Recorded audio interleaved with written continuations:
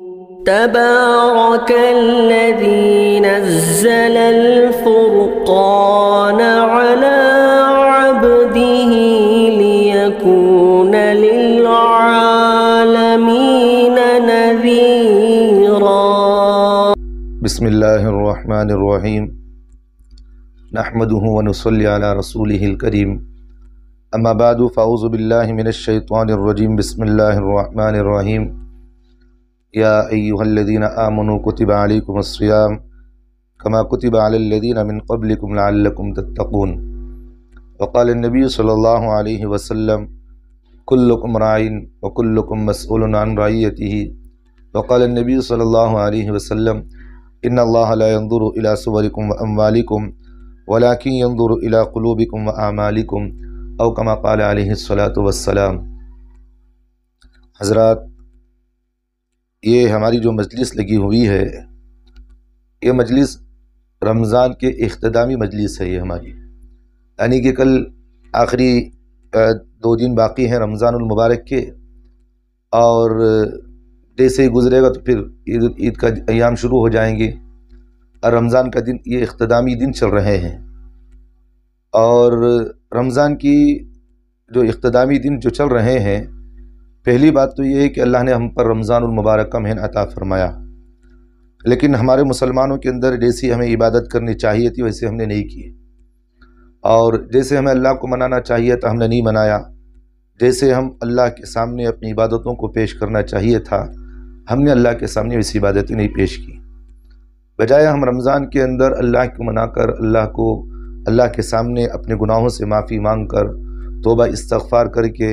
ہم جو ہے جنت کے مستحق بننے کے بجائے ہمارے مسلمانوں کے اندر رمضان کے مہینے میں بھی ہمارے مسلمانوں کی دکانیں کھلی ہوئی ہیں. کوئی کھانے کا دکان کھلا ہوا ہے، کوئی چائے کی دکان کھلی ہوئی ہے،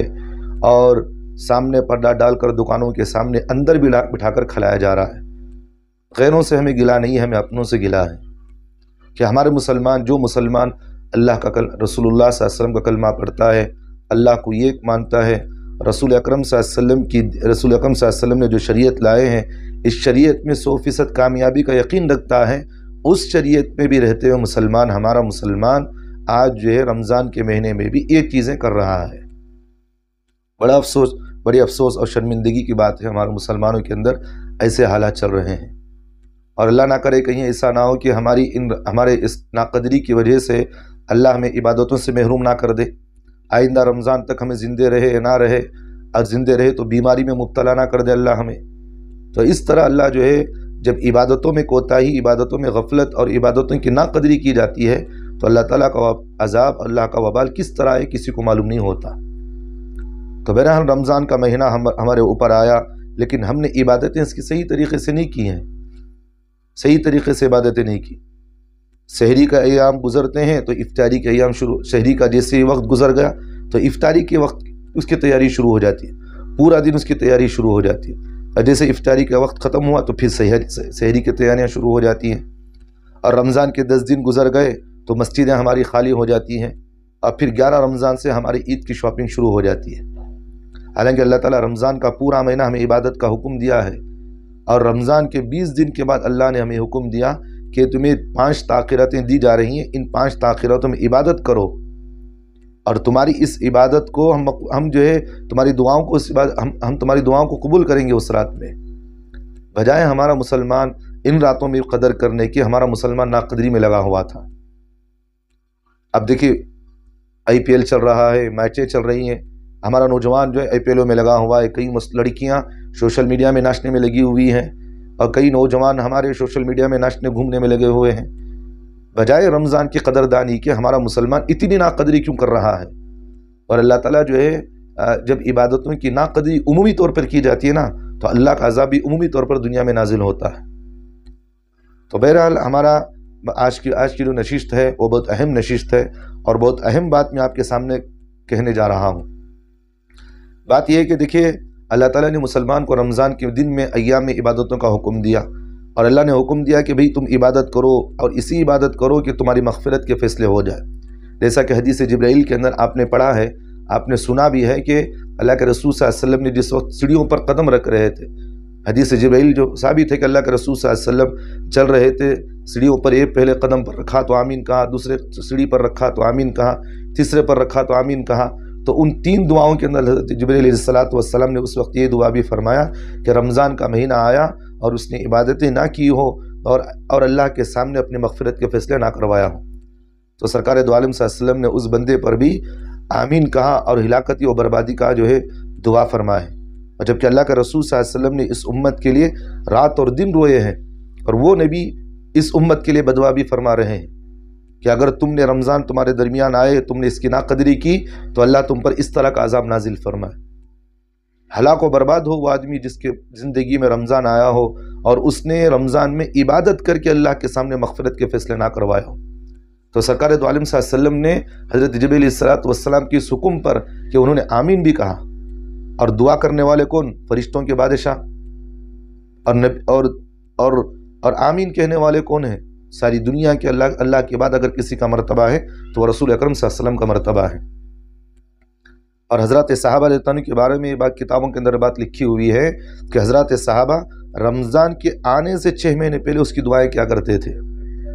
اور جب رمضان گزر جاتا تو اس کی مقبولیت کے لیے، اس کی دعاؤں کی، اس کی عبادتوں کو قبول کرانے کے لیے 6 مہینے تک اللہ کے سامنے اس کی دعا کرتے تھے کہ اللہ ہم نے جو بھی عبادتیں کی ہیں اللہ اس کو شرف مقبولیت سے نواز دے۔ تو حضرات صحابہ کا مزاج یہ ہوتا تھا،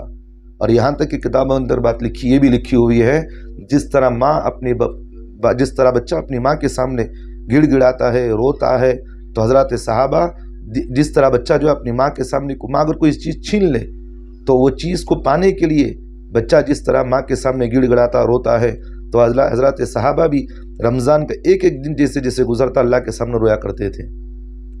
تو یہ ہمارے اندر یہ شوق جذبہ ہونا چاہیے تھا، لیکن ہمارا مسلمان بے دینی کے ماحول کے اندر، بے دینی کے مزاج کے اندر، بے دینی کا مزاج اتنا ہمارے مسلمانوں کے اندر آ چکا ہے کہ اسے خود اس بات کا احساس نہیں کہ رمضان کا مہینہ کیا برکت والوں کا مہینہ ہے۔ اور اللہ کے رسول صلی اللہ علیہ وسلم نے حدیث میں فرمایا کہ رمضان کے افطار کے وقت اللہ تعالیٰ کئی لاکھ لوگوں کو اللہ جہنم سے نجات دیتے، لیکن ہمارا مسلمان ان چیزوں کی قدر نہیں ہے۔ تو بہرحال رمضان کے مہینے گزر گئے اور جو ہے تاخیراتیں بھی ہمارے اوپر سے گزر چکی ہیں، اور پھر جو ہے اللہ نے ایک موقع پھر دیا کہ رمضان گزر گیا تو گزر گیا، یہ جو تم نے عبادتیں کی ہیں، جو تم نے کوتاہیاں کی ہیں، ایک وقت پھر ہم تمہیں دیں گے جو رمضان کی آخری رات ہوگی، جسے لیلۃ الجائزہ کہا جاتا ہے۔ یہ رات بھی ہمیں تمہیں موقع دے رہے ہیں، حالانکہ احادیث کے اندر تو اللہ کے رسول صلی اللہ علیہ وسلم نے فرمایا اللہ تبارک و تعالیٰ اس ماہ مبارک کی تمام راتوں سے زیادہ اس رات میں اللہ تعالیٰ فیاضی فرمائیں گے، اور فرمایا اللہ کے رسول صلی اللہ علیہ وسلم نے فرمایا اپنے بندوں کی رحمت کی مغفرت کے فیصلے فرمائیں گے اللہ تعالیٰ۔ یہاں تک کہ کتابوں کے اندر بات لکھی ہوئی ہے، افطار کے موقع پر، رمضان کے ہر دن افطار کے موقع پر جتنے لوگوں کی مغفرتیں کی جاتی ہیں، رمضان کی ایک رات میں، لیلۃ الجائزہ کی رات میں، پورے مہینے میں جتنے لوگوں کی مغفرت ہوئی، اتنے لوگوں کی اللہ تعالیٰ اسی رات میں ان کے برابر دوسرے لوگوں کی اتنی مغفرت فرمائیں گے۔ تو میرے بھائیوں، رمضان کا جو آخری دن ہے، لیلۃ الجائزہ جسے ہمیں کہتے ہیں، ہمارے سامنے اس کی بھی قدردانی نہیں ہے۔ تو بہرحال ہم جو ہے اس رات کی بھی قدردانی کریں، ہم اس کو بھی عبادتوں میں لگائیں۔ تو بہرحال ہم جو ہے تھوڑی اس پر بات سن لیں کہ اللہ کے رسول صلی اللہ علیہ وسلم نے احادیث میں لیلۃ الجائزہ کے سلسلے میں کیا فرمایا۔ دیکھیں، لیلۃ الجائزہ کے سلسلے میں تو بات یہ ہے کہ اللہ کے رسول صلی اللہ علیہ وسلم نے فرمایا جب عید الفطر کی رات ہوتی ہے، آسمان پر ندا لگائی جاتی ہے، آج لیلۃ الجائزہ ہے، لوگوں کے انعام دینے کی رات ہے، لوگوں کو بدلہ دینے کا رات ہے آج۔ تو لیلۃ الجائزہ کے نام سے اس رات کو پکارا جاتا ہے۔ تو اس لیے شعب الایمان للبیہقی کے اندر یہ بات لکھی ہوئی ہے، سمیت تلک اللیلۃ لیلۃ الجائزہ۔ تو شعب الایمان کے اندر یہ بات لکھی ہوئی ہے کہ اس رات کو لیلۃ الجائزہ کے نام سے آسمانوں پر یاد کیا جاتا ہے۔ لیلۃ الجائزہ کس کو کیوں کہتے ہیں؟ اس لیے کہ لیلۃ الجائزہ کا مطلب یہ، جائزہ کہتے ہیں کہ انعام کی رات، یعنی بندوں کو اس رات میں انعام دیا جاتا ہے، مزدوری کرنے والوں کو اس کی مزدوری کا پورا بدلہ دیا جاتا ہے اس رات میں۔ تو اس لیے لیلۃ الجائزہ میں جو ہے آدمی کو اس رات میں بھی عبادت کرنا چاہیے، اور احادیث سے جیسا کہ لیلۃ الجائزہ کی خاص اور احادیث مبارک کے اندر یہ بھی بات موجود ہے کہ اللہ کے رسول صلی اللہ علیہ وسلم نے فرمایا اللہ تبارک و تعالیٰ نے اس امت کو لیلۃ الجائزہ یعنی عید الفطر کی جو رات ہے لیلۃ الجائزہ جو ہے یہ اللہ نے پچھلی امتوں کے لیے نہیں رکھا ہے، یہ اللہ کا بڑا فضل ہے کہ اللہ نے اس امت کے لیے لیلۃ الجائزہ بھی رکھا ہے، یعنی یہ انعام کی رات بھی اللہ نے رکھا ہے۔ جیسا کہ حضرت ابو ہریرہ رضی اللہ عنہ فرماتے ہیں رسول اکرم صلی اللہ علیہ وسلم نے ارشاد فرمایا میری امت کو رمضان المبارک سے متعلق 5 خصوصیتیں عطا فرمائی ہیں۔ حدیث کے اندر یہ بات موجود ہے جو سابقہ امتوں کو نہیں ملی، مطلب کہ پچھلی امتوں کو اللہ تعالیٰ نے یہ 5 راتیں مخصوص نہیں فرمائی، یہ عطا نہیں کی ہیں۔ تو پہلی چیز اللہ کے رسول صلی اللہ علیہ وسلم نے فرمایا روزے دار کے منہ کی بو اللہ کے نزدیک مشک سے زیادہ پسندیدہ ہوتی ہے۔ جو بو اس کی آتی ہے اور جو اس کے منہ سے بدبو آتی ہے یہ ہم لوگوں کو بدبو محسوس ہوتی ہے، لیکن اللہ کو مشک سے زیادہ اس کی بو پسند ہوتی ہے، اللہ کو بڑی پسند ہے، کیونکہ بندہ جب روزہ رکھتا ہے اندر سے جب پیٹ خالی ہو تو اس کی بو آتی ہے۔ اس لیے حضرات فقہاء نے یہ بات لکھی ہے جیسا کہ حضرت امام شافعی رحمۃ اللہ علیہ کے نزدیک ہے روزے دار کو افطار کے قریب یعنی عصر کے بعد اسے مسواک کرنے سے منع کرتے ہیں۔ کیوں منع کیا جاتا ہے کہ اگر مسواک کرے گا تو بو چلے جائے گی، حالانکہ اس کی بو اللہ کے نزدیک مجھ سے زیادہ جب پسند ہے تو پھر آدمی کو اس محبوبیت سے دور نہیں ہونا چاہیے۔ تو بہرحال حضرت نے تو اللہ کے رسول صلی اللہ علیہ وسلم نے فرمایا پہلی بات فرمایا کہ میری امت کو رمضان المبارک سے متعلق 5 خصوصیت اللہ نے عطا فرمائی۔ پہلی چیز فرمایا کہ روزے دار کی منہ کی بو اللہ کے نزدیک مجھ سے زیادہ پسندیدہ ہے، اور دوسری چیز اللہ کے رسول صلی اللہ علیہ وسلم نے فرمایا روزے دار کے لیے مچھلیاں تک دعا کرتی ہیں اور افطار کے وقت تک اس کے لیے دعا کرتی رہتی ہیں۔ کتنی بڑی فضیلت ہے۔ کتاب آج ہمارے مسلمانوں کے اندر دیکھیں کہ روزے دار 100 میں سے صرف ہمارے مسلمانوں کے اندر میں سمجھتا ہوں کہ 55% رکھتے ہیں، دوسرے بقیہ ہمارے مسلمانوں کے اندر روزہ نہیں رکھتے۔ کوئی کھانے پینے میں لگا رہتا ہے، کوئی سگریٹ کے بہانے سے روزہ چھوڑ دیتا ہے، کوئی گٹکے کے بہانے سے چھوڑ دیتا ہے، اور ہمارے مسلمانوں کے اندر تو چھوٹے چھوٹے بہانے سے مسلمان ہمارا روزہ چھوڑ دیتا ہے۔ اور تیسری چیز اللہ کے رسول صلی اللہ علیہ وسلم نے فرمایا دیکھیں بات کتنی بہترین ہے کہ روزے دار کے لیے مچھلیاں سمندر کی مچھلیاں اس کے لیے دعا کر رہی ہیں۔ اس کی ضمن میں علماء نے یہ بھی لکھا ہے کہ دنیا کی مخلوق ہر مخلوق یہاں تک کہ بل میں رہنے والی چونٹیاں تک روزے دار کے لیے دعا مغفرت کی دعا کرتی ہیں۔ اور دوسری چیز اس میں لکھا ہے کہ جنت ہر روز ان کے لیے آراستہ کی جاتی ہے۔ پھر حق تعالیٰ شانہ فرماتے ہیں قریب ہے کہ میرے نیک بندے دنیا کی مشقتیں اپنے اوپر سے پھینک کر میری طرف آئیں گے۔ دیکھیں روزے دار کے لیے اللہ کے رسول صلی اللہ علیہ وسلم نے فرمایا کہ جو بندہ روزہ رکھتا ہے اس کے لیے جنت آراستہ کی جاتی ہے۔ اب افسوس کرنا چاہیے کتنے ہمارے مسلمان روزہ نہیں رکھتے۔ چوتھی چیز اللہ کے رسول صلی اللہ علیہ وسلم نے فرمایا سرکش یا شیاطین کو اللہ تعالیٰ اس مہینے کے اندر بند کر دیتے ہیں۔ لیکن ہمارے مسلمانوں کے اندر تو آج کل جو سوشل میڈیا آ گئی ہے اس سے بڑا تو شیطان آج کون سا ہو سک رہا ہے ہمارے مسلمانوں کے اندر۔ اور 5ویں چیز اللہ کے رسول صلی اللہ علیہ وسلم نے فرمایا رمضان کی آخری رات میں روزے داروں کی مغفرت کر دی جاتی ہے۔ کتنی بڑی بات ہے کہ اس لیلۃ عید الفطر کی رات میں اللہ تعالیٰ مغفرت کے فیصلے کرنے والے ہیں۔ اس لیے صحابہ اکرام رضی اللہ عنہ نے اور اس وقت صحابہ نے اللہ کے رسول سے پوچھا رسول اللہ صلی اللہ علیہ وسلم سے دریافت کیا اللہ کے رسول صلی اللہ علیہ وسلم کیا یہ رات شب قدر ہے؟ کیونکہ وہ جانتے تھے 1000 مہینوں سے افضل جو رات ہے شاید ہو سکتا ہے کہ یہی وہ رات ہوگی۔ تو اللہ کے رسول صلی اللہ علیہ وسلم نے ارشاد فرمایا نہیں یہ رات شب قدر نہیں بلکہ یہ اس لیے کہ کام کرنے والے کو کام پورا ہونے پر مزدوری دی جاتی ہے۔ بات سمجھ میں آئے؟ جیسا کہ میں نے آپ کو کہا لیلۃ الجائزہ تو انعام کی رات ہوتی ہے۔ اللہ کے رسول صلی اللہ علیہ وسلم نے یہی تو فرمایا کہ جو بندہ کام کیا ہے تو پھر اس کام کا بدلہ اسے یہاں دیا جا رہا ہے، اس رات میں دی جاتی ہے۔ اس لیے لیلۃ الجائزہ کی عبادتوں کا ثبوت اور یہ بات تو یہ ہے، اور لیلۃ الجائزہ یعنی عید الفطر کی رات میں عبادتوں کا ثبوت ہمارے تابعین سے بھی ملتا ہے، صحابہ سے بھی ملتا ہے، تابعین سے بھی ملتا ہے، تبع تابعین سے بھی ملتا ہے۔ جیسا کہ مصنف ابن ابی شیبہ کے اندر حضرت ابو مجلس رحمۃ اللہ علیہ کے بارے میں یہ بات لکھی ہوئی ہے عید الفطر کی رات اس مسجد میں گزارو جس میں تم نے اعتکاف کیا ہو، پھر صبح عیدگاہ کی طرف جاؤ۔ یعنی کہ حضرت کا بتانے کا مقصد یہ ہے کہ جو لوگ رمضان کے تاخیراتوں میں یعنی آخری 10 دنوں میں اعتکاف کرتے ہیں تو وہ لوگ عید الفطر کی رات بھی اعتکاف میں رہیں۔ یہ نہیں کہ اب ہمارے مسلمانوں کے اندر دیکھا جاتا ہے کہ بھی اعتکاف کرنے والوں کے اندر ایک مزاج یہ ہے جیسے ہی عید کا چاند نظر آیا تو ایسا بھاگتے ہیں جیسا کہ پنجرے میں سے پرندے کو آزاد کر دیا گیا ہو۔ حالانکہ یہ رات بھی متقفین حضرات کو بھی یہ رات میں بھی عبادت کرنا چاہیے، کیونکہ یہ تو رات بڑی اہمیت کی رات ہے، مغفرت کی رات ہے یہ بھی۔ اس رات میں ہمارا مسلمان بجائے عبادت کرنے کے ان سب چیزوں میں لگا ہوا ہے، جیسے آزادی مل رہی فوراً بھاگنے میں لگا ہوا ہے۔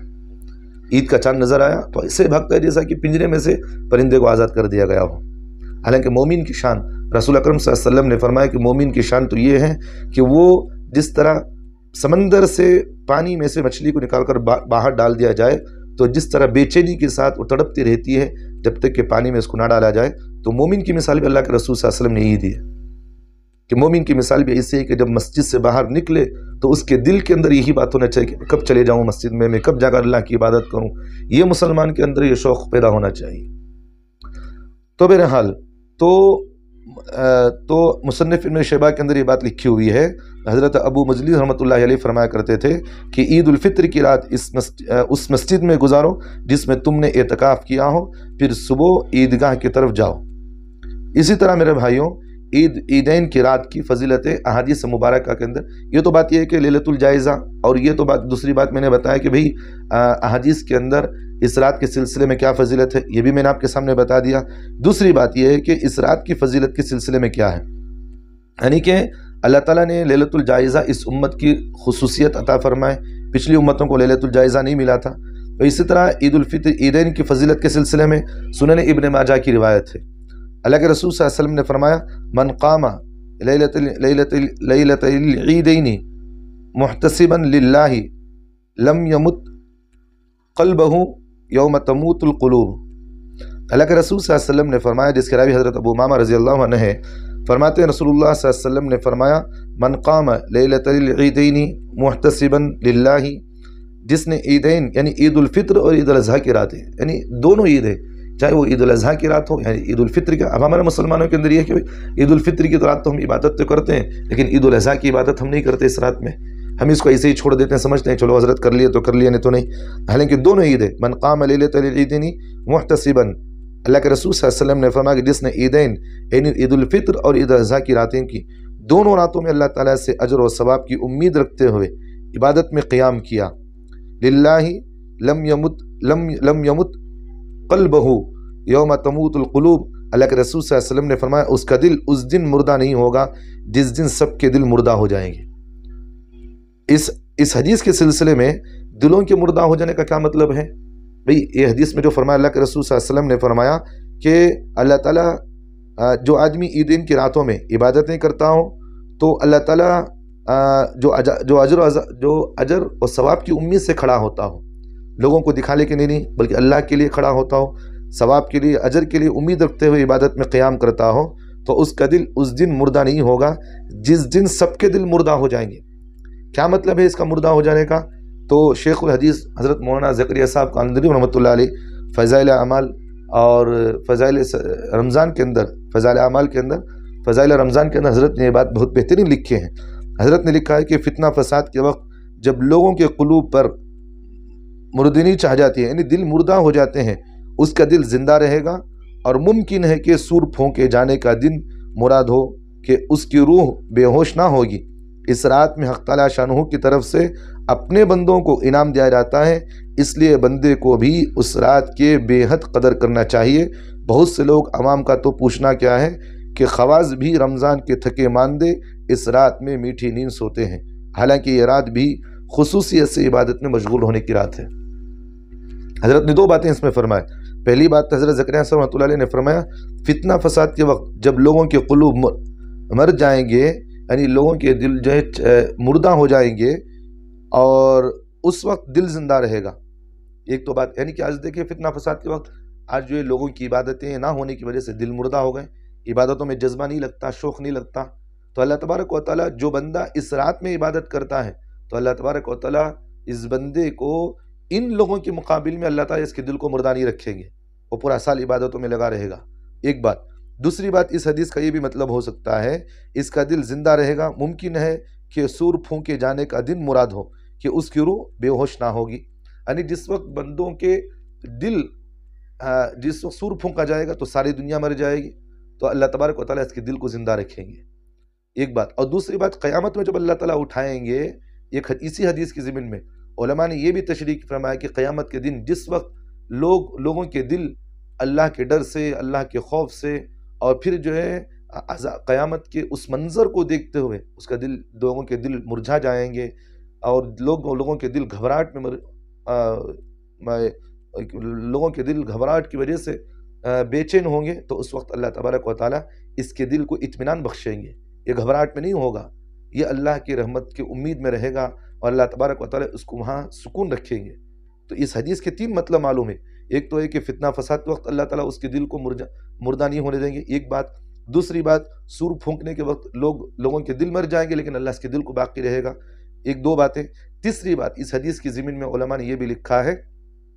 قیامت میں جب حشر کے میدان میں سارے لوگوں کے دل اللہ کے اس حشر کے میدان کے عذاب کو دیکھ کر، وہاں کے ہولناکیوں کو دیکھ کر، وہاں کے عذابات کو دیکھ کر لوگوں کے دل بکھر جائیں گے، لوگ جو ہے پریشان ہو جائیں گے، جیسا کہ اللہ تعالیٰ نے قرآن مجید میں سورۃ الحج کے اندر اللہ نے اس کا تذکرہ فرمایا کہ ماں اپنے بچوں کو جننے والی بھول جائے گی۔ اس طرح اللہ نے وہاں ایک قیامت کا ایک نقشہ کھینچا ہے۔ تو اللہ تبارک و تعالیٰ نے اسی کے اندر یہ بات یہ بھی فرمایا کہ کچھ مومن بندے ہوں گے جن کے ہم دل کو حفاظت فرمائیں گے، وہاں وہ اللہ کی رحمتوں میں اللہ ان کو تختوں پر بٹھائیں گے، وہ اللہ ان کو اس طرح نہیں رکھائے گا۔ تو یہ بات یہاں یہ بھی پائی جاتی ہے کہ جو لوگ اس رات میں عبادت کرنے والے ہوتے ہیں، اللہ تعالیٰ قیامت میں ان لوگوں کے جو لوگ وہاں غافل ہوں گے، اللہ ان کو غافل نہیں کریں گے، بلکہ اللہ تعالیٰ ان کے دلوں پر سکون نازل فرمائیں گے، اور اتنے سکون میں رہیں گے کہ ان کو اس بات کا احساس بھی نہیں ہوگا کہ اللہ کا عذاب یہاں نازل ہو رہا ہے۔ تو بہرحال، اور اسی طرح فضیلت والی راتوں کے سلسلے میں دنیا دیکھیں، فضیلت بہت ساری راتیں فضیلت والی ہیں۔ تو فضیلت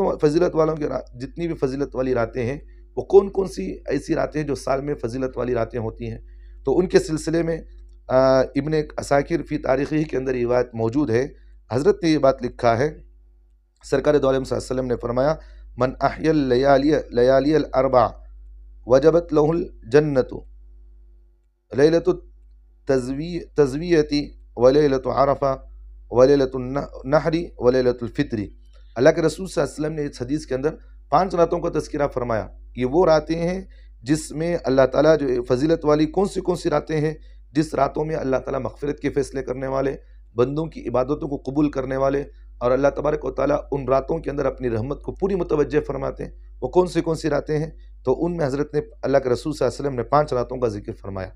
سنن ابن ماجہ کے اندر، سنن ابن عساکر کے اندر فی تاریخی کے اندر یہ روایت موجود ہے۔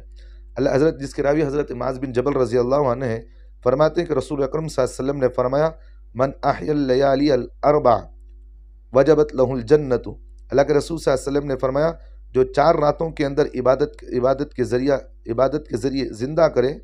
یعنی جو آدمی اس رات میں عبادت کرتا ہے، اس رات کو عبادت کے ذریعے سے پوری رات عبادتوں میں لگا رہتا ہے، اور یا پوری رات اللہ کے سامنے گڑ گڑاتا ہوا اللہ کے منانے میں لگا رہتا ہے، اس کے لیے اللہ کے رسول صلی اللہ علیہ وسلم نے فرمایا، اللہ تبارک و تعالیٰ اس رات میں عبادت کرنے والوں کو جنت واجب کر دیتے ہیں، اس پر اللہ تعالیٰ جنت واجب کر دیتے ہیں۔ تو اللہ کے رسول صلی اللہ علیہ وسلم نے فرمایا، لیلۃ التزویۃ ولیلۃ العرفۃ ولیلۃ النحر ولیلۃ الفطر۔ اللہ کے رسول صلی اللہ علیہ وسلم نے فرمایا، وہ 4 راتیں کون سی ہیں؟ پہلی فرمایا لیلۃ الترویۃ، یعنی کہ 8 ذی الحجہ کی رات۔ 8 ذی الحجہ کی رات اگر کوئی آدمی اس رات میں عبادت کرے تو اللہ تبارک و تعالیٰ اس کے لیے کیا کر دیتے؟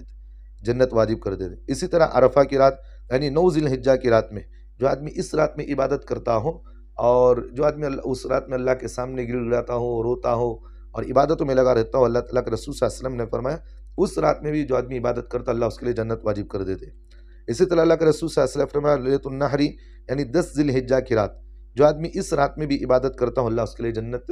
واجب کر دیتے ہیں۔ اسی طرح اللہ کے رسول صلی اللہ علیہ وسلم نے آخری میں فرمایا، ولیلۃ الفطر، اللہ کے رسول صلی اللہ علیہ وسلم نے یعنی لیلۃ الفطر یعنی عید الفطر کی رات میں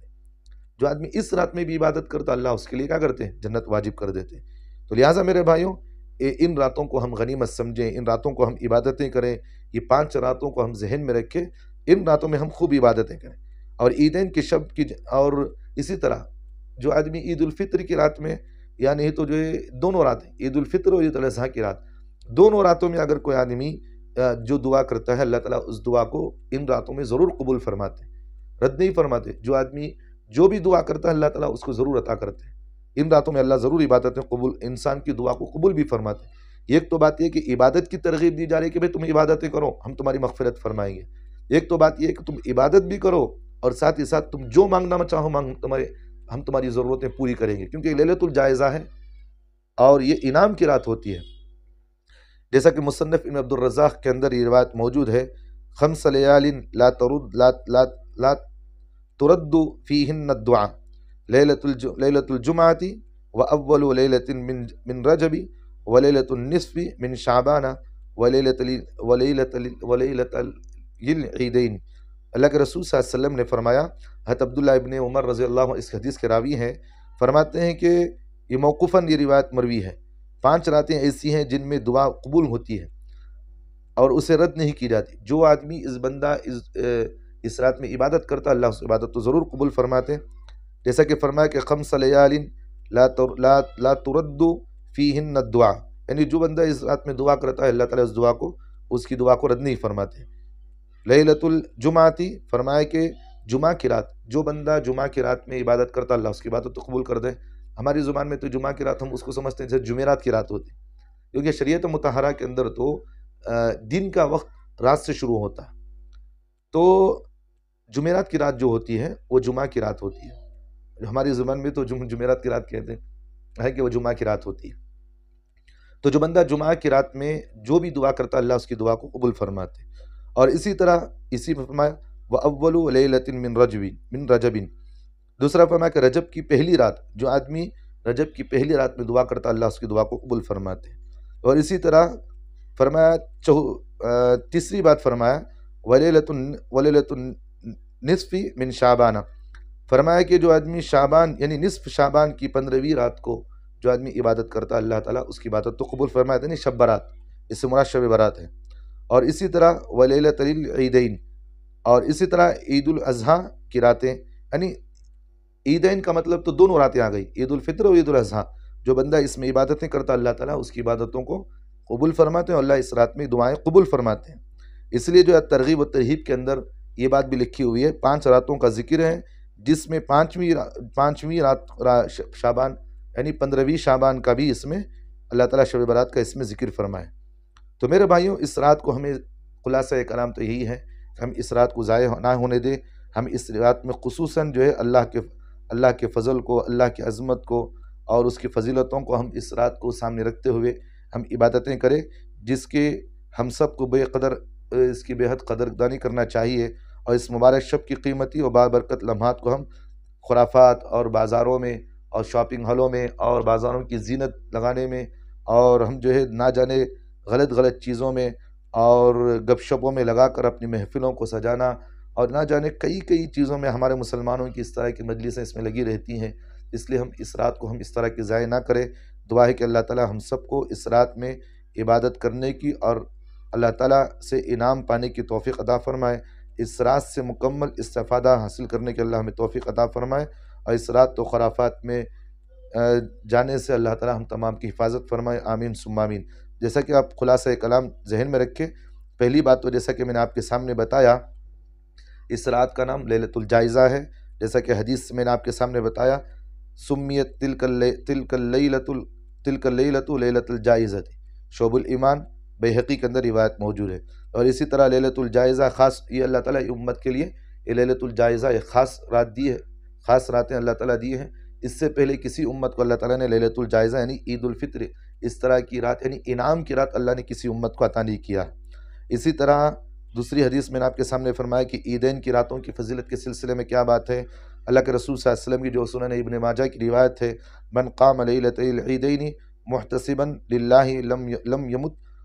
قلبہ یوم تموت القلوب، یعنی کہ اللہ کے رسول صلی اللہ علیہ وسلم نے فرمایا کہ جو بندہ اس رات میں عبادت کرتا ہے اللہ تعالیٰ اس کی دل کو مردہ نہیں فرمائیں گے۔